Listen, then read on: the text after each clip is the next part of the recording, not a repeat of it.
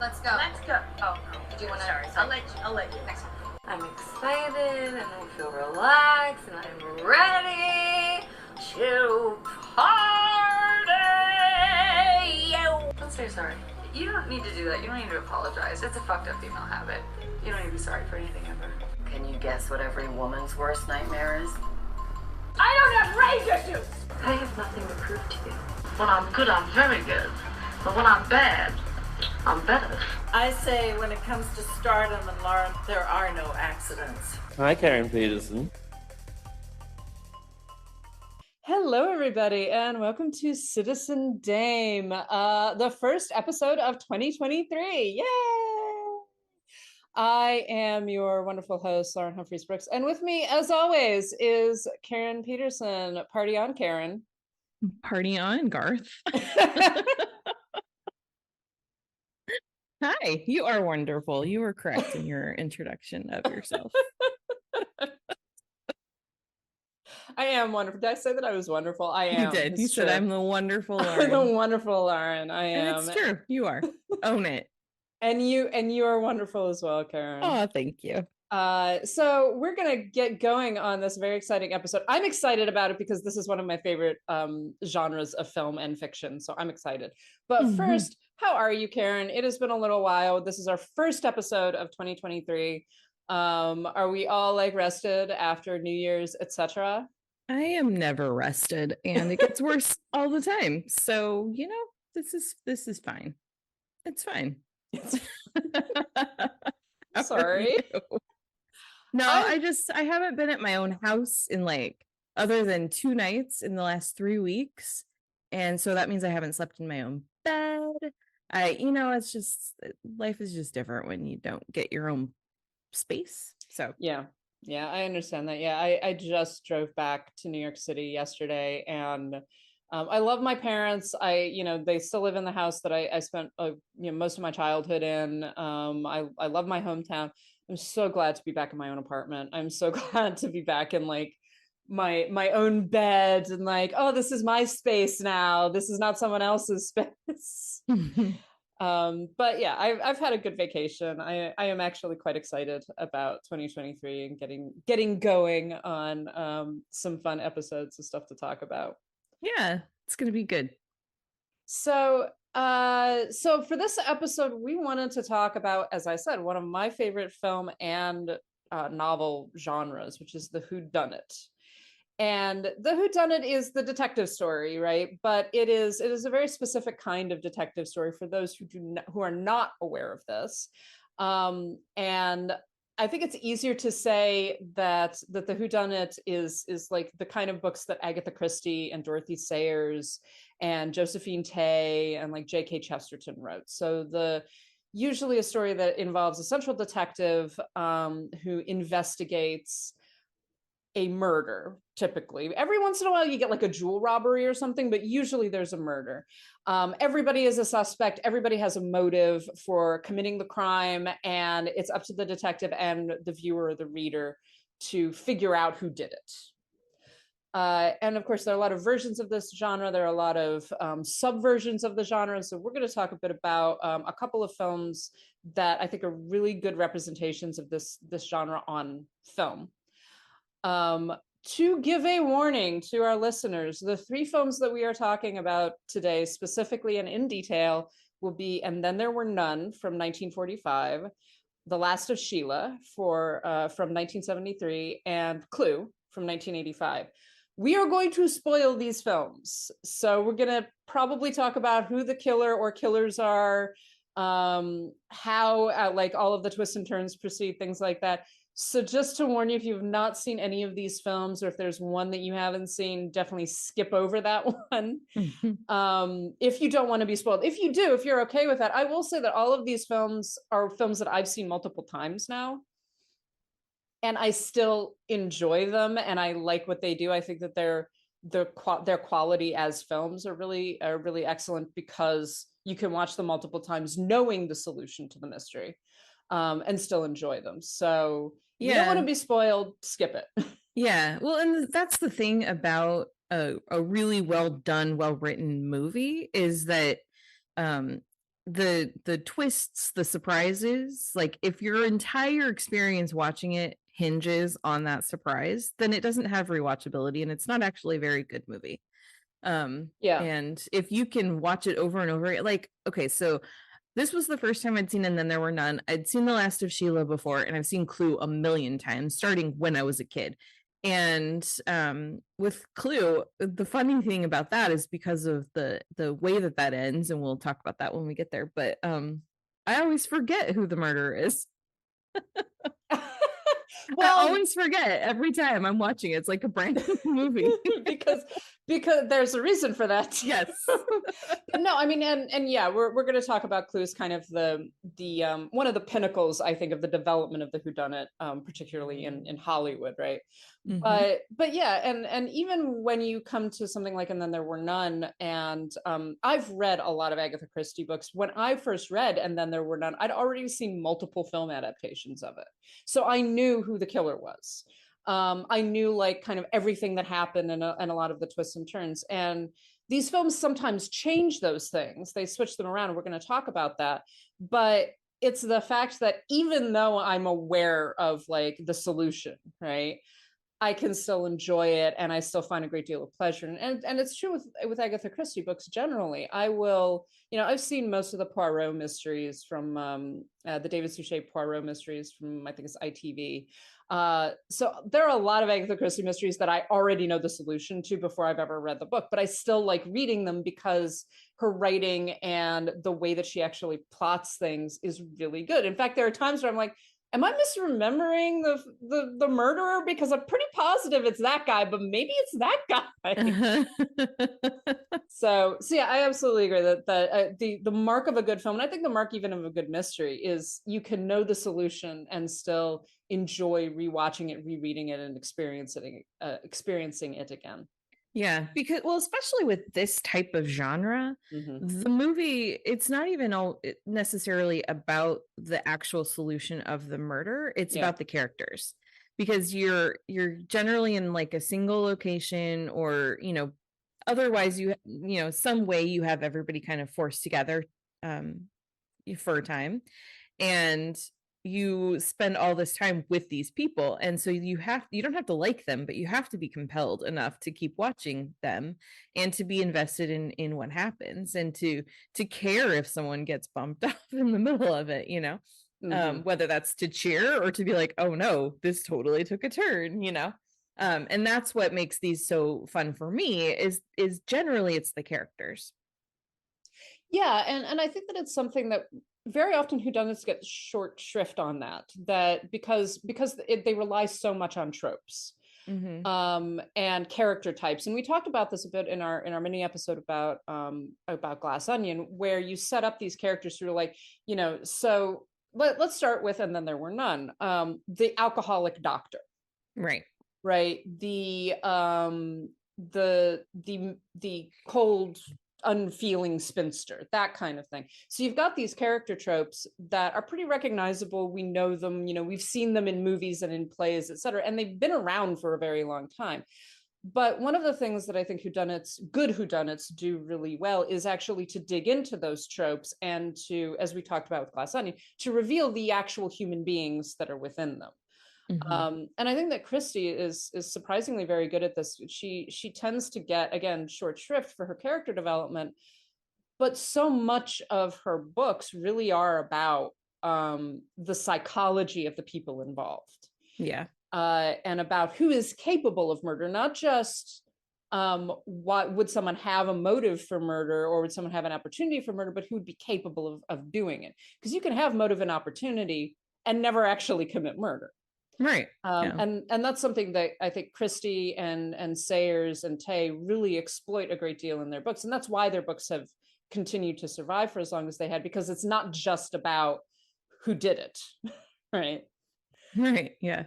So the word whodunit was actually coined by a book reviewer named Donald Gordon in 1930. And it was specifically to apply to these kinds of stories.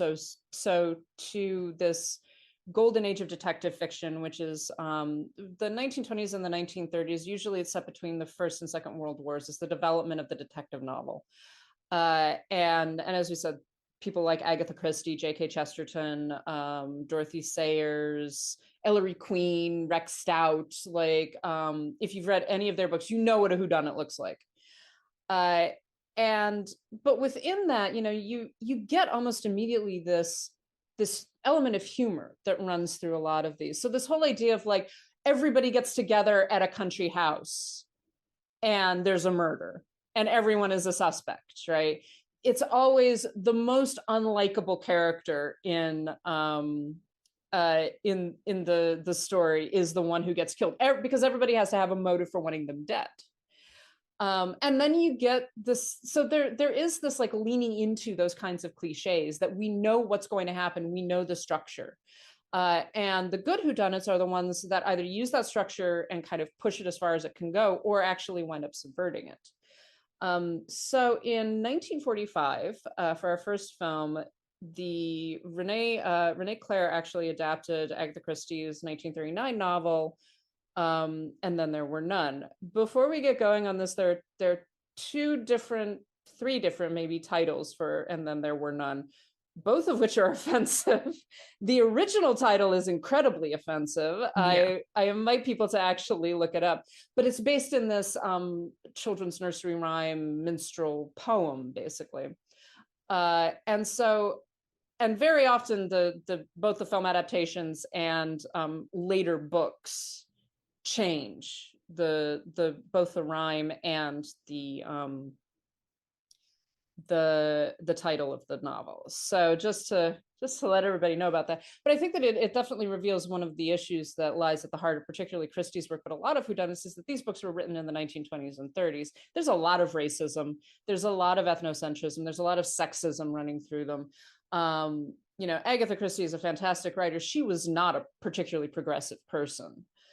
And so I think that that's something that then gets, played with and subverted in great measure in later film adaptations and in just later films. We talked about Knives Out and Glass Onion, how Rian Johnson is taking some of these elements and subverting them, changing them, and making a comment about them as well.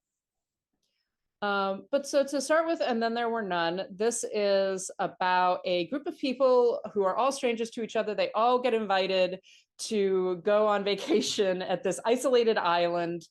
They think they're being invited by this one person, by Mr. and Mrs. Owen. And it turns out basically that no one actually knows these people. None of them are aware of their actual hosts.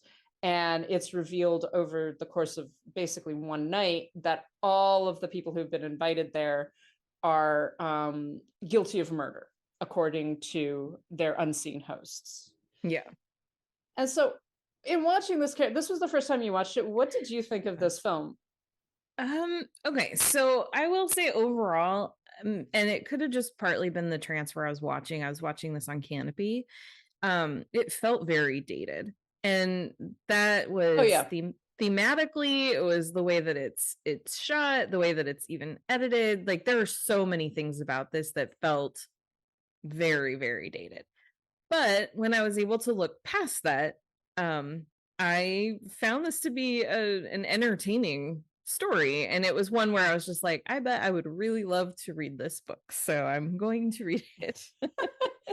I hope I don't spoil the book for you. Oh, please, it's fine. Yeah, no, I agree. I like this, but I think that it's symptomatic of one of the issues with these kinds of films. Agatha Christie's book is actually very dark, far darker than this film. But one of the things I actually like about this one is that it I mentioned that edge of comedy. It kind of leans into that comedy. There's almost, even in 1945, and Christie's still writing. She continued to publish books until like 1974. Even in 1945, there's an understanding of these kinds of setups, right, as being inherently humorous at some level. And that part of it is literally the fun that the viewer is having and that the characters are having. And we're going to get together all of these people and there's going to be a murder and we're going to have to solve the murder. And this one is particularly interesting, I think, because it kind of presages the films that will then get made in later years, where you get some of the biggest actors and character actors of the day, get them all together and put them in a whodunit. Yeah. So in this film alone, and some people might not be aware of who these people are, but you will recognize them if you've watched any like 1930s, 1940s films. You will recognize all of these people. Walter Houston is the father of John Huston, the grandfather of Angelica Houston. Barry Fitzgerald, who's an Irish actor who plays like Irish caricatures most of the time. Misha Auer, C. Aubrey Smith, Judith Anderson, who's most famous for being Mrs. Danvers, Richard Hayden, who did all kinds of voices particularly for Disney films. But again, all of these really great character actors, and a lot of them known for comedy. Like Barry Fitzgerald, Misha Auer, Richard Hayden are all known for being comedic actors. That's their primary mode, right? And so you get with this particular film a lot of humor. You get characters talking to the camera, introducing themselves, saying like, by the way, here's what I did. And then you get this development of this mystery. And I do think that there are moments when it gets quite creepy, where it becomes very twisty and confusing because you're trying to keep track of who is where when. Right. And then there's moments where, like, once someone puts together that, hey, wait, nothing happens when there are 3 people in a room together, only when there are 2, or someone's by themselves. So let's stick in groups, basically. And then the second someone kind of wanders off, it's like, oh no, what's going to happen to that person? And it becomes a little bit like you worry for them. Exactly. Oh, sorry. No, go on. I was just going to back up a little bit to the characters. I think that that was, again, coming back to what I was saying about what compels me about these movies. But one thing that I think is interesting is that in more recent ones with Bryan Johnson's films, for example, you're bringing together people who know each other. In the case of Knives Out, they're all family. In the case of Glass Onion, they've all been friends for years. But what's fun about this, and we actually see this later in Clue as well, is these are people who don't know each other and they don't even know their host. And yet they're like, sure, I'm going to get on a boat and come to this island. Why not? Which is something that I don't know how that would work today. Like, what would be the compelling reason that you'd have to probably tell them they won a contest or something, because why would you get on a boat by yourself to go to someplace you don't know to meet someone you don't know? Well, but I think that would be the modern equivalent would be, oh, you're a contest winner, you've won this vacation, right? And then everybody gets together, and at the point, and basically by the time all of these people discover that, first of all, there are a lot of assumptions made, but by the time all these people discover that they not only don't know each other, no one knows their own hosts, and realize that they've actually been decoyed to this island for a purpose, there's no way that they can leave, right? They've been stuck because the boat can't come until Monday. They've been completely cut off, and it's a great kind of setup for this creepy mystery where, and one of the things I do think that this film does very well is, even though we've got this sort of start that is very humorous, right? There's a lot of jokes, there's a lot of kind of mugging and playing around. As it goes on, you begin to see the cracks. And the characters developing this increasing mistrust of each other as the bodies pile up, right? As the bodies pile up, as the tension really starts to build, because they're realizing they are completely trapped, completely cut off. There's no way to even contact the mainland. The boat comes twice a week and that's it. And there's nothing they can do. And then, and then bodies start piling up, and everybody who knows that they're innocent, they worry that they're going to be next.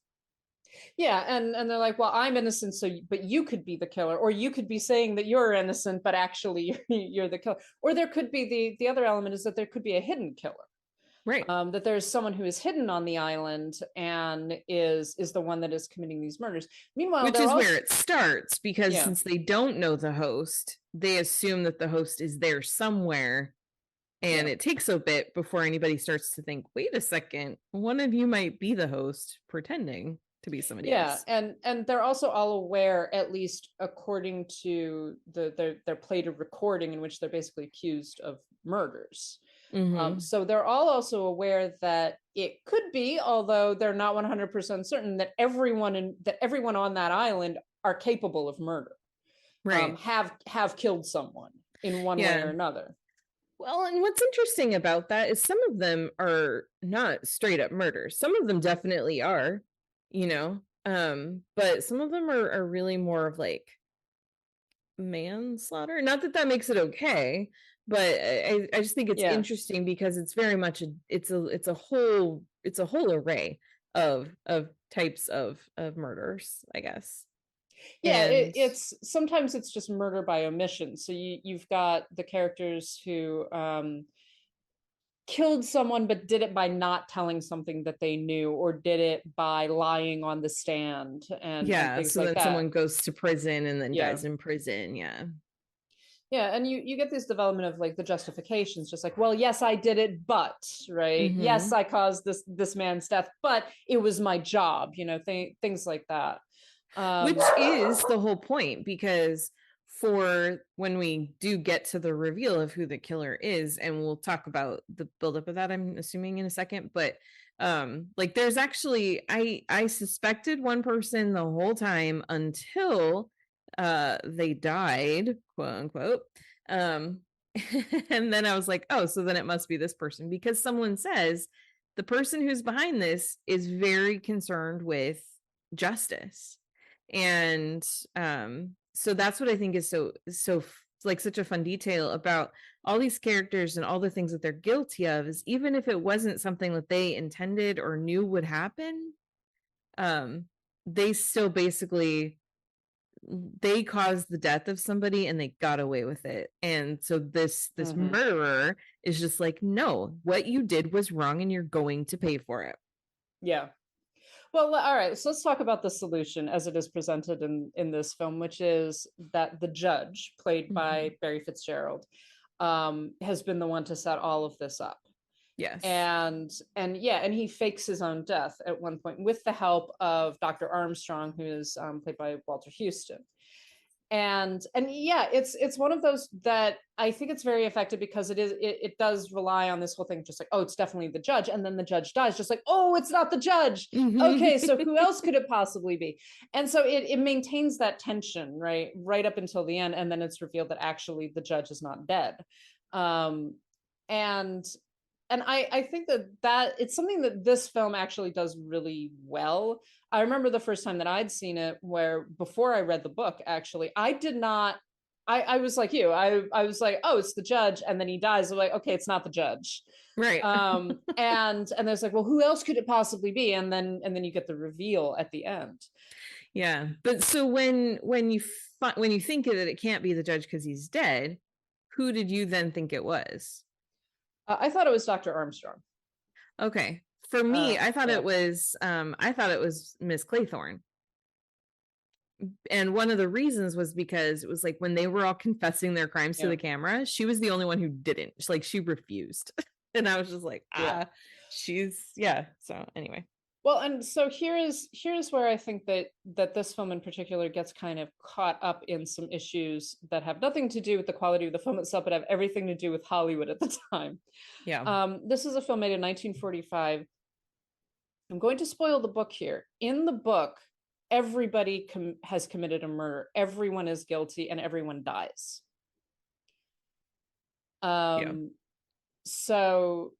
So what is revealed at the end is that the judge is the one who has set all of this up, but Miss Claythorne is in fact a killer. She kills herself at the end.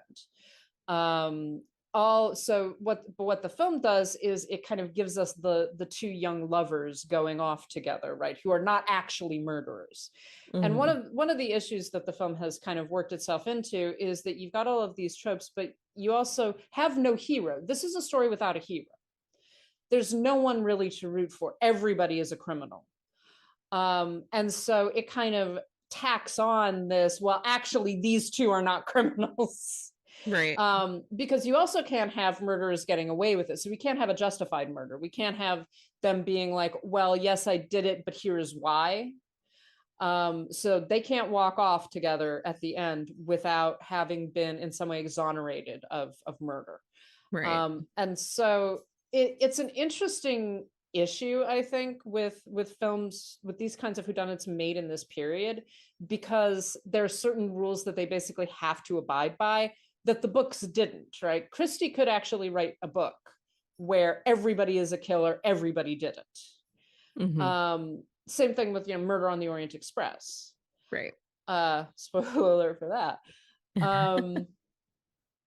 But the films can't do that, and that's something that thankfully, and again, it's not the fault of the films themselves, but thankfully in the 1970s, when you begin to get more these big whodunit adaptations, you actually can have murderers getting away with it. You can have solutions that are not 100% law abiding, right? Right. Yeah, exactly. So I think that, and then there were none. I definitely agree with you in terms of it's a little hokey, it's a little strange. I do think that it kind of builds on this element of humor, and the all of the tropey elements, the creepiness of being trapped in a house with a whole bunch of people that may or may not be murderers. Mm-hmm. And I do think it does a good job with that, while at the same time being very much a 1945 film, much more kind of staid and straightforward in a lot of ways than some of the later films that we're going to talk about. Yeah, it was fun. I know everyone's been talking about The Last of Sheila being such a huge influence for Glass Onion, and it clearly is, but it was fun also to look at this and see some of the ways that this film influenced Glass Onion as well, Well, the whole everybody get together in a house on an island. Yeah, honestly, when I first saw Glass Onion, I thought halfway through, I was just like, are we just doing, and then there were none, because is that it? Like, is that what we're gonna do? And then it didn't, thankfully. Right. But yeah, but Johnson is definitely playing with that. Yeah, and that's the fun of Rian Johnson, is he's clearly such a fan of and so knowledgeable of this genre that he's able to kind of mix and match and pull from things without just completely duplicating it. Yeah, absolutely. And to play with all of those elements that are part of the whodunit trope. We recognize this, just like everybody comes to a country house, everybody comes to an island, everybody's on a train. Mm-hmm. There's a murder, everyone could have done it. Exactly. So let's talk about The Last of Sheila, which I had the pleasure of rewatching last night. So The Last of Sheila is a 1973 film, so we're jumping ahead about 30 years. Directed by Herbert Ross and written by, this is fantastic, I love this fact, Anthony Perkins and Stephen Sondheim. Mm-hmm. Which is a great team and completely unexpected. The first time I saw this film, I was like, who in the what? What? Okay. And again, a number of, particularly at that time, very well-known, well-loved stars. So it stars Richard Benjamin, Diane Cannon, James Coburn, Joan Hackett, James Mason, Ian McShane, and Raquel Welch. So you've got an interesting kind of mix of people, all of whom were very well known and very famous at the time as well. Even though I think we don't know Richard Benjamin as well as some of the others now. Right. And so the whole story begins with the hit and run murder of Sheila Green, who's the wife of Clinton Green, played by James Coburn. And we see her killed. We don't know who did it, and the car drives away. Then fast forward several years. I think it's just 1 year. Is it just 1 year? Yeah. For some reason, I thought it was longer. But I thought it was supposed to be like on the anniversary of Sheila's death. Yeah, that sounds right. Yeah. So we fast forward, and Clinton Green has invited a group of people, all of these different people who were at the party, except for one, on the night that Sheila was killed. He invites all of them for a luxury cruise on his yacht, which he also then reveals to be a game, a mystery game. And he gives each of them a card that has a quote secret on it. And he's planned this like elaborate, basically scavenger hunt for them to figure out who has what card. And as the story goes on, it becomes clearer and clearer that all of the secret cards, which he has said are made up, are actually not made up, and they actually apply to everybody on the boat. More bodies turn up, all of that. So this is very much a similar setup in terms of a whodunit, right? We've got this group of people. This is much like Glass Onion. These are people that know each other, right? And they all have this actually very long history together. And so they have a great deal of knowledge of one another and a lot of animosity, which gets revealed as the story goes on, because much like Glass Onion, initially you're like, oh, hi, how are you? Isn't it wonderful to see you? Isn't this great? And then it becomes clearer and clearer that these people like kind of like each other, but also really hate each other at the same time. And definitely all have different reasons for being on the boat to begin with. Clinton is eventually murdered and it becomes clear that, you know, he's actually brought these people together to kind of try to uncover, supposedly, who was the murderer of his wife. So what are your thoughts? I'm going to let you go on this. What are your thoughts on this film as a whodunit, as like a piece of 1973, I don't know, camp? It's very campy. It is very campy. And it's funny because, so I first saw this movie last year. They put it on TCM after Stephen Sondheim passed away. And because this is one that had been on my list forever, but it was always hard to track down. And now it's much easier. I think because of people like Rian Johnson, it's kind of become a film that people are like, we need to see this. So I finally watched it for the first time last year, and that was one of my, it was fun, it's entertaining, but that was one of my big things, was like, oh my gosh, this is so campy. Like, the one image that I kept remembering over and over whenever I would think about this movie is James Coburn, who is Clinton, the guy that brings everyone together, him sitting at a typewriter with like his turtleneck and just like laughing at his own like cleverness and hubris as he's typing up these cards and like writing out this game. And it just was so silly that I was just like, I don't know, it was one of those things where it was just like, this movie is fun, but it's very silly. And it is. I think that's why I like it. Yeah, no, exactly. I think that, again, you know, we're talking, whodunits have often been referred to as a comedy genre almost. Partially because of like all of these tropes and everything, but also the fact that it's just like, yeah, this is silly. And this film is based on a game, right? The whole idea is that we're going to get everybody together, we're going to play a game. But it becomes more and more serious when you realize that the game is much more sinister than you thought it was. All of the secrets are true. It's again that, and then there were one element of everybody having a secret, everybody having a motive, right? To kill Clinton, but also to conceal their secret from the other people on board and from the public at large. It's also very much playing within the Hollywood world, and in fact, there's a whole discussion about like who are the different characters based on, that you know, who are these people that Stephen Sondheim and Tony Perkins knew that they're basing these characters on. And I mean, even James Mason, you know, said that, you know, he's playing a film director who's supposed to be based on two real life directors. But Mason says, I'm playing it as everybody's idea of James Mason. Right? So you've got these layers, I think, especially to people like James Mason or Raquel Welch, who are playing almost versions of themselves, or the way that the public perceives them. And I think it's very funny when it's revealed like what James Mason's secret is. Right, which is disturbing on the one hand, and on the other hand, you're just like, well, of course he's James Mason. He's the most famous. He played the most famous child molester in the world.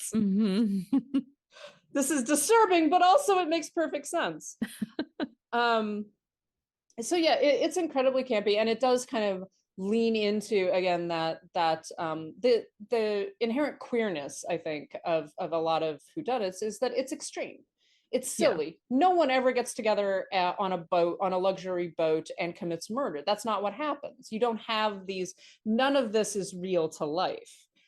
But at the same time, it does have real characters, people that you understand their motivations and you do sympathize with them. Like, none of these people are particularly likable, but I really enjoyed watching them. And I think that that's what a film like that relies on. Mm-hmm. Yeah.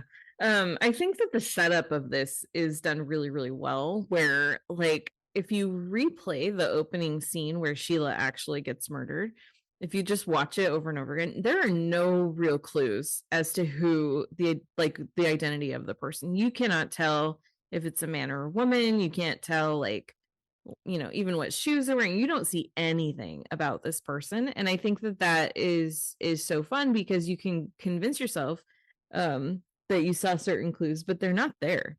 Yeah, I love that.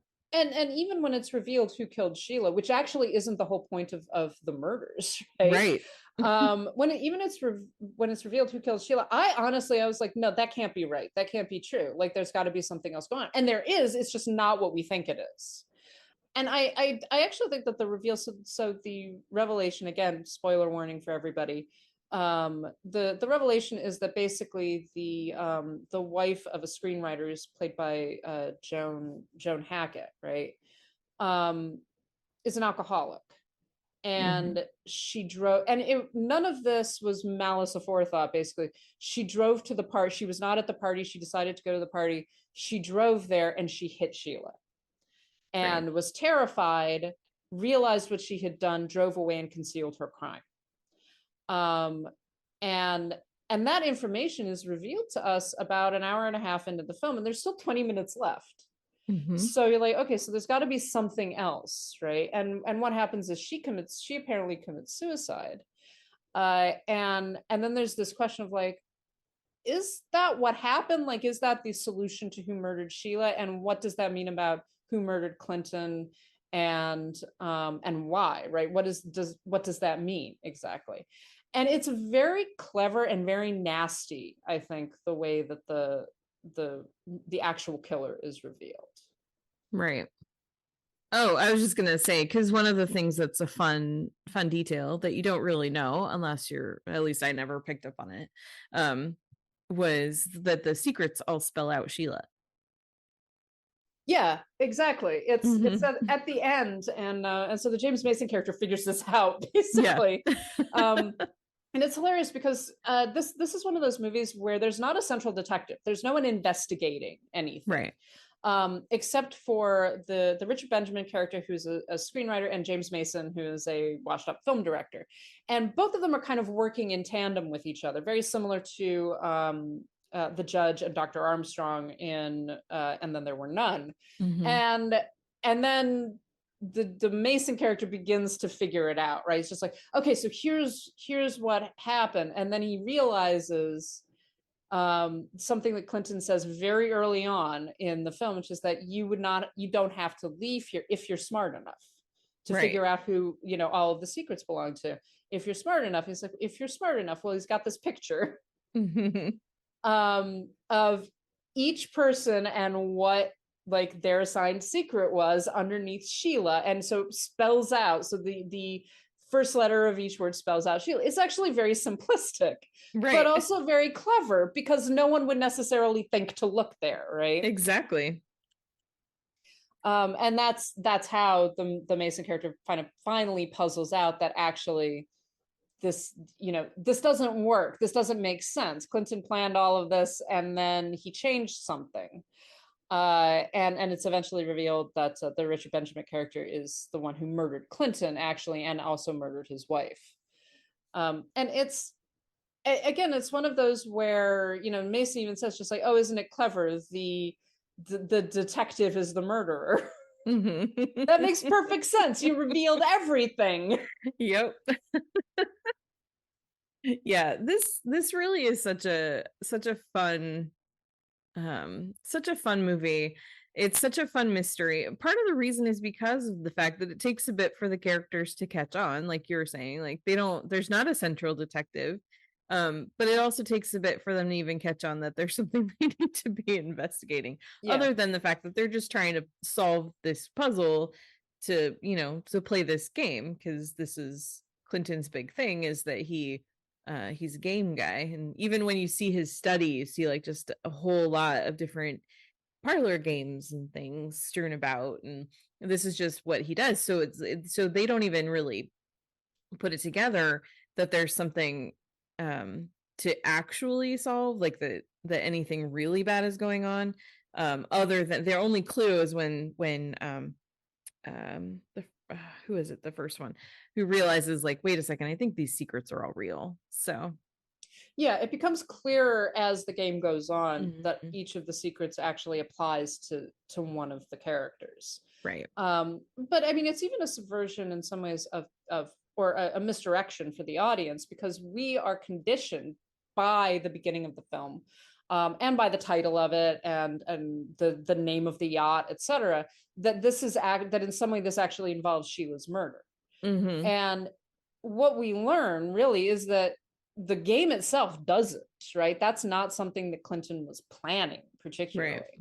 Right. It's not about Sheila's murder, but it is, and that's what it becomes about. So the next series of murders. So there's a lot of misdirection going on in the film, that is very much in keeping with the whodunit genre, but also subverting it, saying like, we're going to, and also being able to talk about it in a more explicit way. So this film can talk about things like homosexuality and child molestation, right?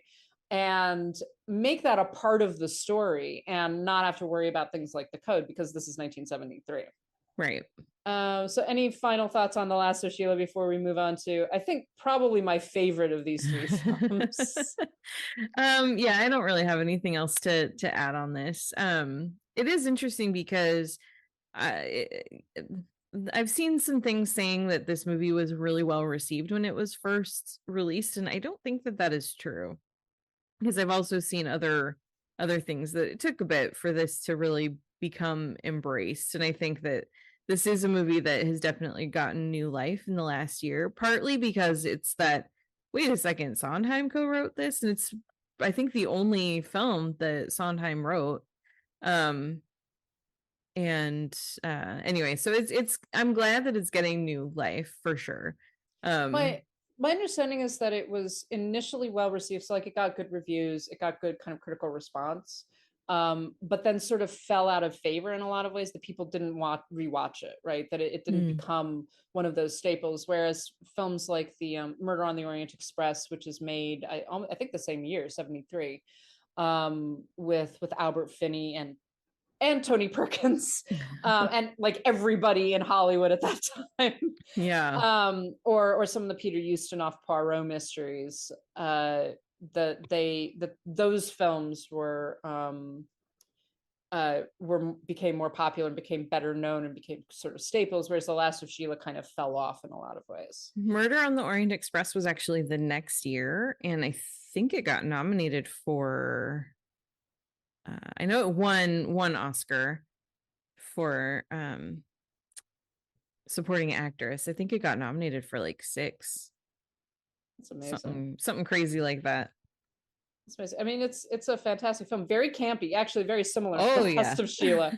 A lot of the 1970s whodunits, which are so good and so entertaining, but are also very silly and campy and very much lean into. So, talking about this film as being composites of different character or of different real life people, actors basically playing versions of themselves, things like that. You get that a lot in these 1970s adaptations of, it's like you're leaning into the characterization or the public persona of the actor playing them.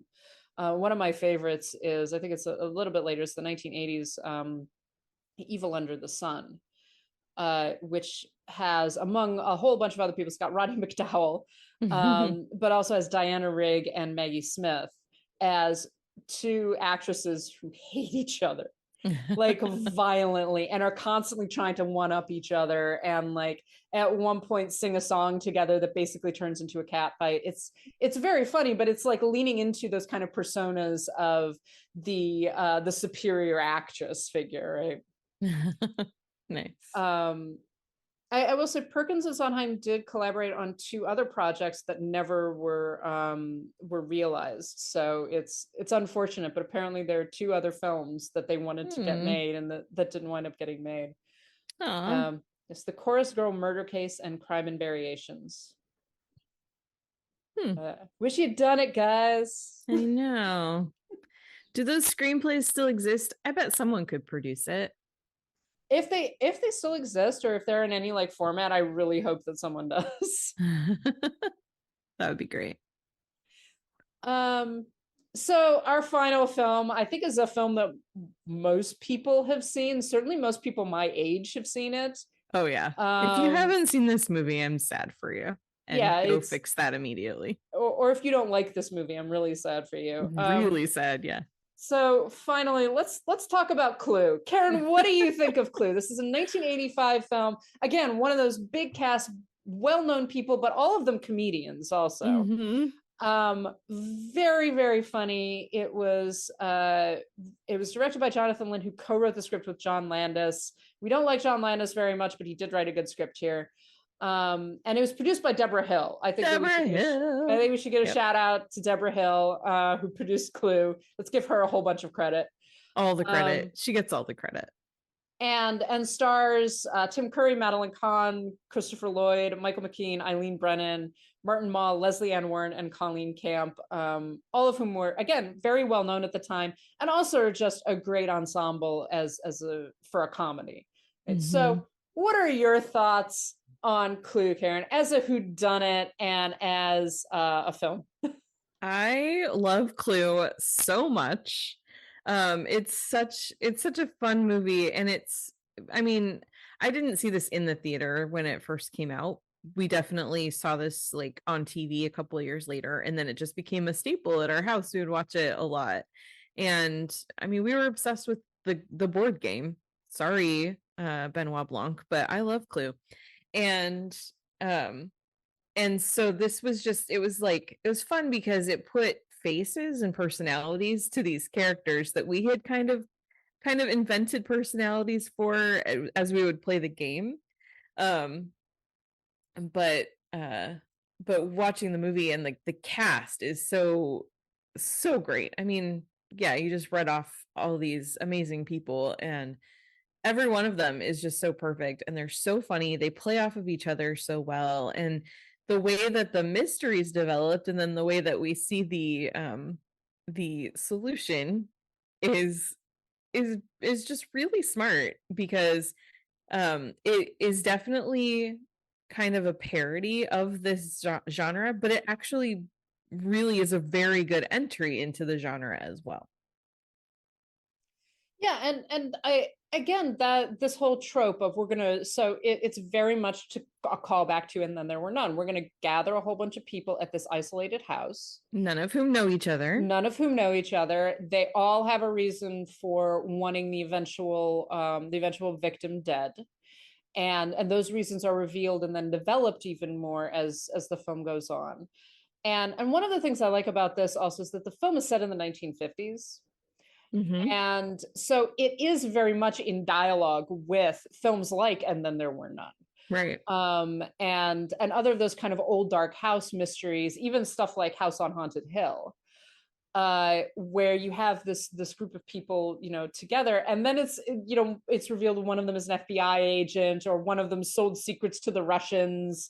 One of them has a wife who's had friends who are communists. All of that, but it's played for laughs. Obviously, it's played as like, this is silly, but these characters also take it seriously. And then of course the way that they use the game. So, Colonel Mustard in the library with the wrench, Mrs. White in the conservatory with the rope, that kind of thing. They play with it really well, but it's so that you could watch this movie never having played Clue. have a great time with it. It would not like be it wouldn't make you feel like that you're missing something particularly. But if you've played Clue and you know all of these silly little elements, it's even more fun in a lot of ways. Yeah, it is. Well, because first of all, you're in the library, you're in the drawing room or whatever. So there's that. But then also when they get the gifts, and each one is given a gift that is one of the weapons from the game, and so it's like, oh, who got the rope, who got the candlestick, you know.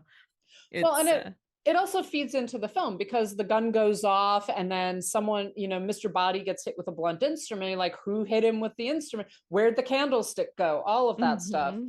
So it actually uses those silly, like little, you know, in the game, little plastic things that then become real and are actually feed into the solution of the mystery. Right. And then they develop all the fun, like setting stuff that makes this so such a fun genre too. Like it's a pouring rain outside and the phones go out and random people stop at the house and they have to like figure out what to do with this cop, you know. And it's a farce, you know, and again, bodies pile up, so it isn't just Mr. Body that gets killed. The cook gets killed, there's a motorist dies, the cop dies, singing telegram girl, and it gets increasingly silly. That's part of it. It's just like, so initially Mr. Body is dead and it's like, okay, well, there's the body, who killed him, right? You know, who did it, how was it done, and we know where it happened, but did it happen there?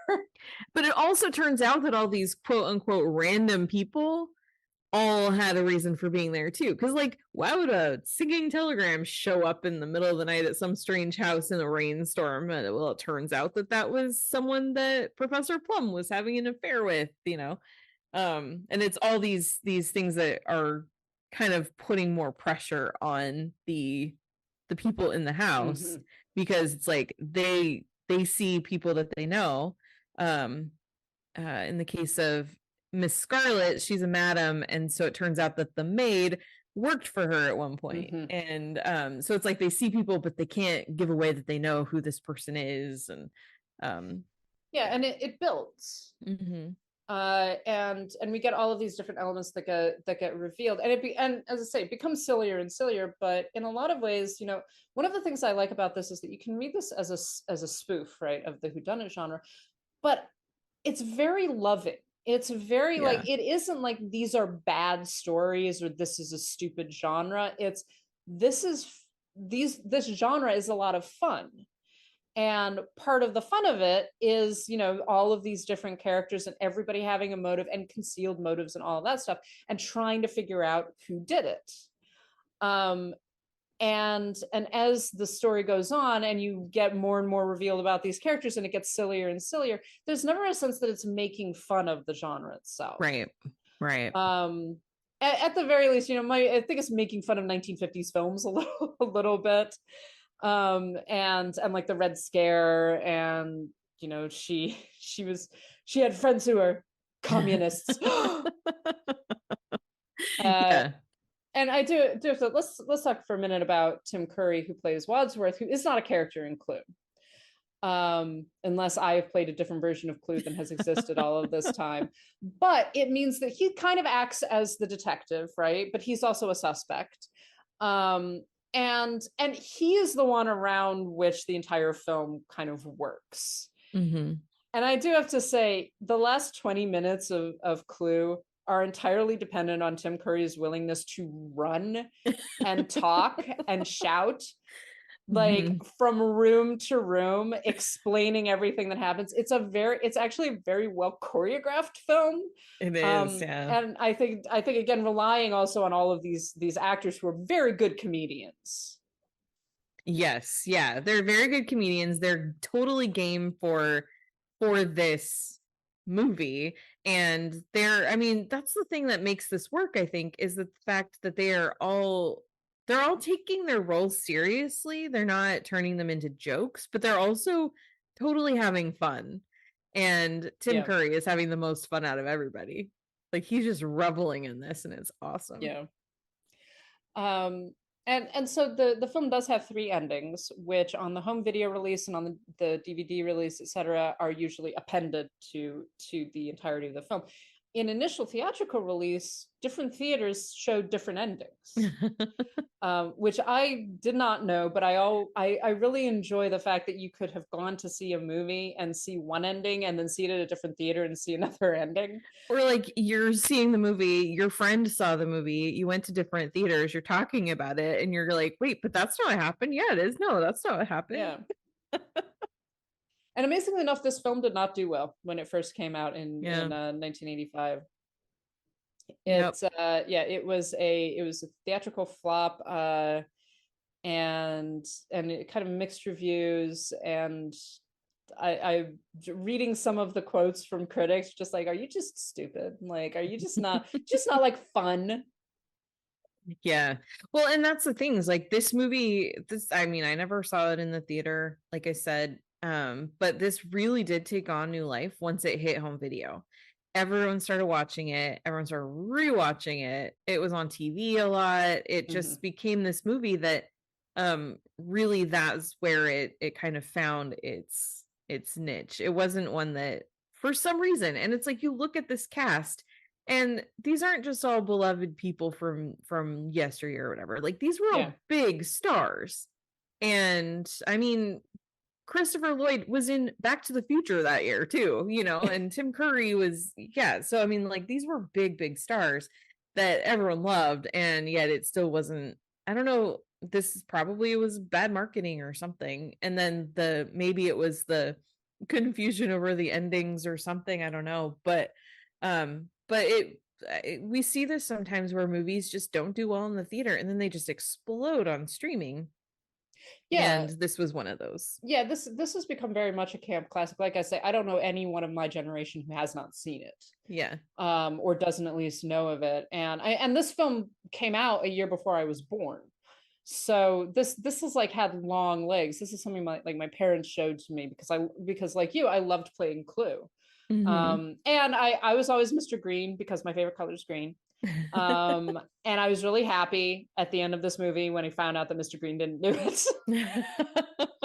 And in fact, I think it is the only one who didn't do it. I think so. But again, leaning into that humor of this genre, which the whodunit, contributes so much to humor because it is silly. It is a puzzle. It's a game, right? It's something that's fun at some level. And it can come off as serious, it can come off as creepy, but underneath all of it is an element of silliness and an element of humor that I think all of the best kinds of whodunits really recognize and enjoy and participate in. Yeah, well, and that's the thing. Like overall, this genre, just by nature, is kind of silly because you're putting a whole bunch of people into a location together and then killing people. And that is silly, or it's a Holocaust. Like there's no in between, and well, and like I say, even the writers of whodunits, to throw back to the 1930s and 40s, began making jokes about it. Like there are jokes in the Poirot books about like, why is it that every time Poirot goes on holiday someone dies? Like poor Poirot at one point, he retires and goes to live in the countryside. There's a murder next door. And he's like, why is this happening to me? But you get the same thing with Miss Marple books. So even the original, golden age whodunits of yesteryear were making jokes about the fact that this is silly. This does not happen in real life, but it is a way to have fun and to play a game and also to explore the psychologies of these characters. Yeah, definitely. And in so many of these movies, it's also a really fun way to put a whole bunch of famous people in one movie together. And I think that's something again that Clue really leans into, that Last of Sheila leans into. In fact, all of the films that we've talked about so far is put a lot of well-known actors, well-known faces, famous people into a space and we're even like even if you don't know the story, you're taking bets on which one of them is going to die. Right. Yeah, exactly. So, and I mean, these three aren't the only ones. And Ryan Yeah. Johnson, like there's so many others. Another one I really enjoy is Gosford Park, which is also, Yeah. a big cast with lots of famous people in it. And that one And explores issues of classism.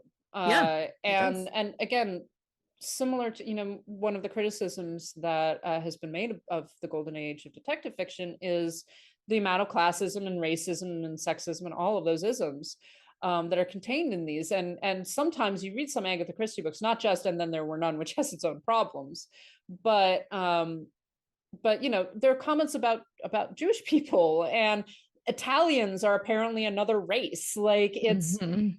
it's you come across these things, you're like, this is really racist, this is really sexist, and then you get films that actually address that Right. and say, like, we can take the good things of this genre and we can maybe talk about the crap that is going on underneath it. Gosford Park is very much about class Mhm.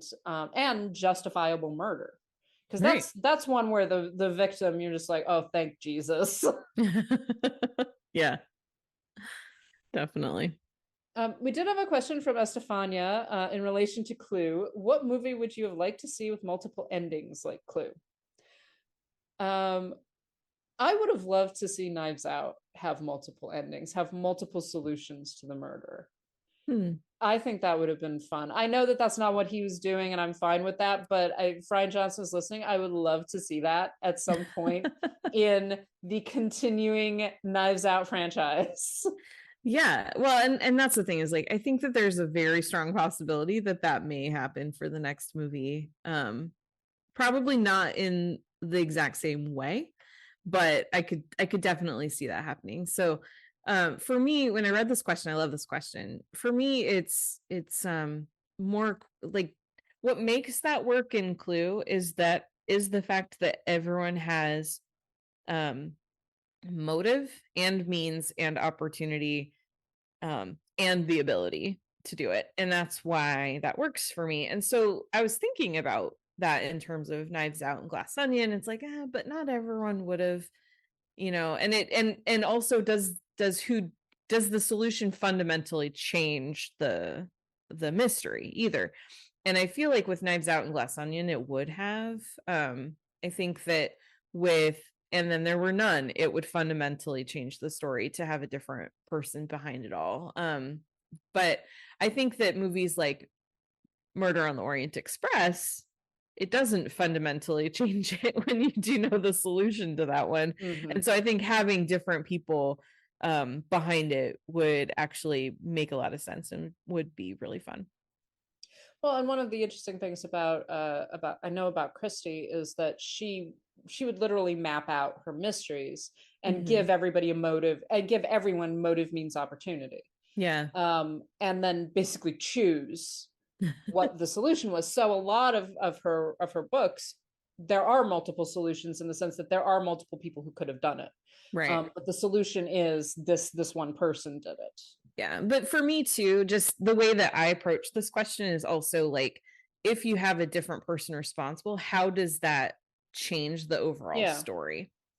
Well, and I think that that's something that outside of a comedic way, which is the way that Clue treated it. And Clue, one of the brilliant things about those endings is that they all work. Yeah. And they all work. And if you watch like who is in what room when and who is present and who isn't present, all of the endings actually make sense. Mm-hmm. And so there is a little bit, again, that puzzle boxy kind of element to it, where you could keep on kind of unlayering it and it still works. Yeah. But yeah, and I think that in a more serious way, a film could do exactly that, could explore if this person is the killer, what does that mean for what we have seen that came before, right?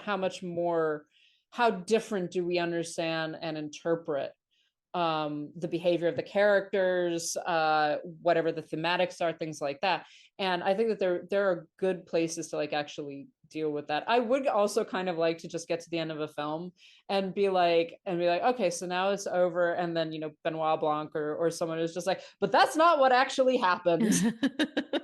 Yes, which is why I would not be surprised if that's what we get with the third Knives Out movie. Yeah, you got to be really careful with it. I think it's one of those that could go off the rails really easily, and oh, for sure. But I think also, that it I could be think really Ryan interesting. Johnson is smart enough that he could do it. Absolutely. So I think that is going to probably close us out for this episode. Do you have any last minute thoughts about whodunits? Any other films you want to suggest to our lovely listeners? Oh man, just I love them. They're so fun, and it's interesting because when you Google like best whodunits, so many of them just end up being the suggestions just end up being like mystery stories, but that's to me not what we're going for here. But I also just love some of the TV shows too. Like I love Murder She Wrote, and I'm so happy that is like in reruns again because I missed that show so much. So I would say if this is your genre, go watch Murder She Wrote. Enjoy Jessica Fletcher. She's the best. Also, the other side of the whodunit is the howdunit. Yeah. And Columbo is one of the ones that goes really hard on the howdunit. So yes, because you always know who did it. Yeah, you always know who did it, and it's a question of how is Columbo going to solve it, right? Because very often these are very elaborate murders that people have worked out really well. Just like, okay, so how's he going to get the killer? And it's very clever. So yeah, Columbo's always good. Just in terms of the various adaptations, there are thousands practically of really good Christie adaptations.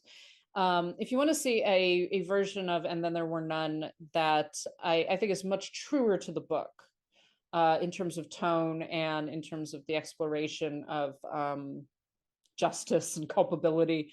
There is a very good, I believe, BBC version that was done in 2 parts. So it's a longer film. It's like an hour and a half per part, and is very creepy and like really leans hard into the gothic and kind of horror aspects of the story. It's really, really well done. And I highly recommend it to anyone who likes Agatha Christie.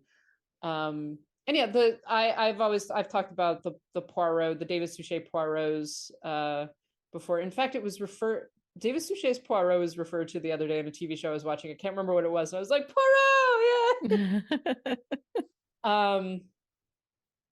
But yeah, there are some good ones, and like we said, I think at the beginning of all of this, it's being able to rewatch these says what good quality they are. It's you can know the solution and still enjoy it. I can't say how many times I've seen Clue, and I love it because it's funny and it's clever, and I notice you notice things as well going through. You're just like, oh yes, it's right, he wasn't there at the time. Yeah, it's so true. So yeah. I think that is going to close us out for this first episode of 2023. Thank you so much for listening to us and for participating. We of course want to thank our lovely patrons, who include Ali, Brian, Connor, Estefania, Heather, James, Kathleen, Carriata, Matt, Michelle, Monty, Nanina, Robert, Steve, Sharon, Tao, and Will.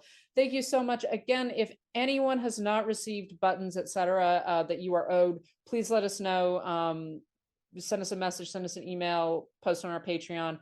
I've tried to get things out to people, but I may have missed somebody. You do need to have a US mailing address. That's the only thing. Yeah. And if you want to join their number, we have our Patreon, patreon.com/citizendame. We're hopefully going to have some more bonus episodes up and some more little things to thank people for being our patrons. It's just a really good way to support the podcast, and we deeply appreciate everybody who's willing to do this. We also have our Zazzle store, zazzle.com/citizendamepod, and our Ko-Fi, ko-fi.com/citizendame. You can, of course, go to our website. We're citizendamepod.com. We should have some new reviews and top 5 lists and all sorts of fun things coming up really shortly. You can read Karen's review of Avatar: The Way of Water. Have fun with that. And you can, of course, send us an email. That's citizendamepod@gmail.com. And we are on all of the various social medias. We are on Twitter, Instagram, and Mastodon at Citizen Dame Pod, and we are on Letterboxd at Citizen Dame. We're going to be making some updates to our Letterboxd, so definitely check that out. And I think that will close us out for this week. Karen, where can people find you?